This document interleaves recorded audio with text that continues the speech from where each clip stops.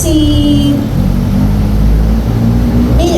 para bigay yung ano yun, siguro maigling hagod, no? Ano ba ang papel ng mga powerful friends ng Israel at this point in time, no? Tawagin ko po si Attorney Virgie Suarez, and then susundan po siya ni Attorney Aaron Medrosa, and then susunod po sa kanya yung pong representative natin na si Jericho from SPARC.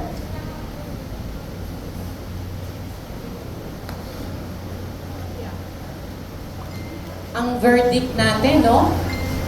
US, ang Estados Unidos is equally accountable, equally liable, equally guilty with Israel dito sa genocide na nangyayari.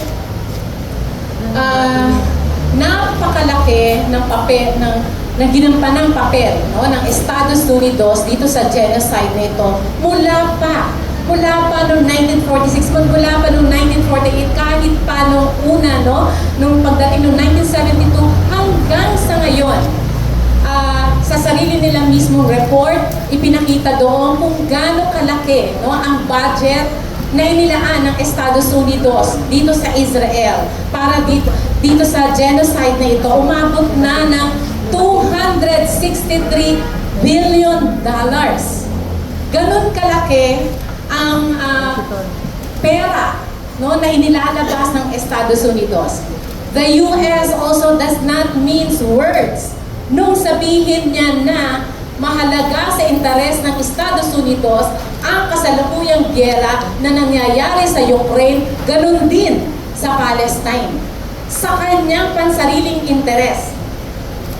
Alam natin, madaling makita kung ano ang papel na ginampanan ng US dahil sa lahat ng mga bansa, sa lahat ng mga bayan na nagkaroon ng conflict, sa lahat ng mga bansa na kasalukuyan ngayon may giyera, nandyan ang Estados Unidos, nandyan ang sundalong Amerikano, nandyan ang armas ng Estados Unidos. Alam din natin, number 1, pagdating sa arms trading, ang Estados Unidos. Kaya ang lahat ng conflict sa buong mundo, ang lahat ng giyera na nangyayari sa buong mundo, pinagkikitaan ng Estados Unidos. Kahit kailan, hindi tama, hindi makatarungan, ng pagkakitaan ang buhay ng mamamayan. Diba? Hindi natin, wala tayong dapat tingnan na relihiyon na, diba, kung saan ang galing ng nasyon. Sabihin, hindi pinag-uusapan dito yon. Ano man, Muslim man o Kristiyano, ano man ang kanyang pinaniniwalaan, ang lahat ay may karapatang mabuhay. Pero itong imperialistang Estados Unidos, wala sa kanya lahat yan. Dahil walang ibang objective, walang ibang dahilan para sa giyera, para sa intervention, kung hindi, di ba, ang dagdag na teritoryo, ang di ba, yung occupation, dagdag na merkado, lalong ganun lagi ang interes ng Estados Unidos. Nakatingin ang Estados Unidos sa mga bansang mayaman sa langis. Kaya kaya din nating tingnan kung ano mga bansa na may conflict, na may giyera, yun din ang mga bansa na mayayaman sa langis. Nakatingin ang Estados Unidos kahit sa China, dahil alam natin na napakalaking merkado ang China. Dito sa ating bansa, napakalaki din ang interes ng Estados Unidos. Kaya sa lahat ng ito, di ba, ang laki ng role na ginagampanan ng Estados Unidos. Kailan lang binomba ang Rafah, di ba? Napaka plastic, di ba? Yung dalawang mukhang gustong palabasin ng Estados Unidos na para siyang tagapamandila ng human rights. Pero habang winawarningan niya kunwari ang Israel dito sa pambobomba sa Israel, naglabas din siya ng budget na 14 billion para sa Israel. Dagdag yan sa umabot na ng $263 billion na ibinigay na ng Estados Unidos sa Israel.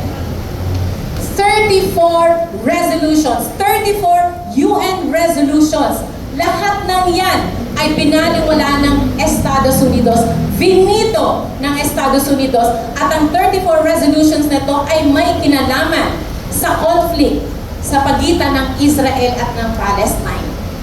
Nakita natin kung paano bumoto ng no ang US dito sa ceasefire. Nakita din natin kung paano isinulong ng Estados Unidos yung tinatawag na the right to self-defense. Yaan yung isinulong ng Estados Unidos, yung Israel's right to self-defense. Di ba? Yung twisted right to self-defense. Alam natin, hindi lang ito nangyari nagsimula noong October 7. Alam natin yung history ng conflict nagsimula pa noong 1948. Alam natin lahat ng yan. Para, di ba, i-twist ng US at isulong niya yung tinatawag na the right to self-defense. Ang Estados Unidos, ganun na lamang kondinahin yung tinawag niyang human rights violation sa Ukraine against Russia. Pero walang katulad na condemnation na ginawa ang Estados Unidos dito sa Palestine. Kaya tayo mula sa Stop the War Coalition, mula din sa Kilusan, tayo ay nakikiisa sa mga kapatid nating Muslim sa Palestine.